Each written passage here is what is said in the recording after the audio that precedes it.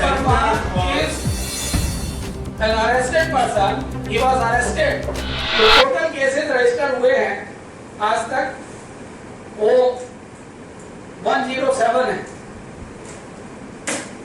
इसमें से आपने क्या पूछा? देखिए उसमें जो पोल इरेगुलरिटीज जो आप बूथ की बात कर रही हैं, बूथ के अंदर का जो ये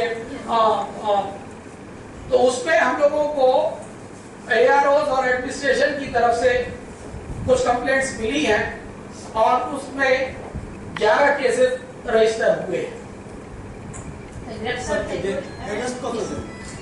देखिए उसके अंदर इन्वेस्टिगेशन चल रहा है और इन्वेस्टिगेशन के हिसाब से उसमें कानून के हिसाब से पूरी प्रक्रिया चल रही है। স্যার যারা জামিন পাচ্ছে ওরা কি কোনো শর্ত সাপেক্ষে জামিনটা পাচ্ছে?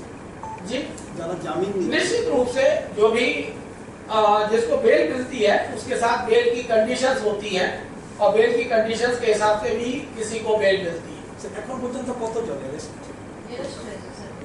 বুথ রিলেটেড পোলিং এজেন্ট देखिए पोलिंग एजेंट और इन सब का जो टोटल है वो दिल्ली मेरे पास नहीं है, पर मैं केसेस आपको पता है कि 11 केसेस हम लोगों ने रजिस्टर किए हैं, इन्वेस्टिगेशन चल रहा है। वो सेपरेटली हम आपको बता सकते हैं। कुछ केसेस में अरेस्ट हुए हैं और उनको बेल मिली है। वो तो देखिए 2 लोगों को कोर्ट से बेल मिली है, 4 लोगों को पुलिस से बेल मिली है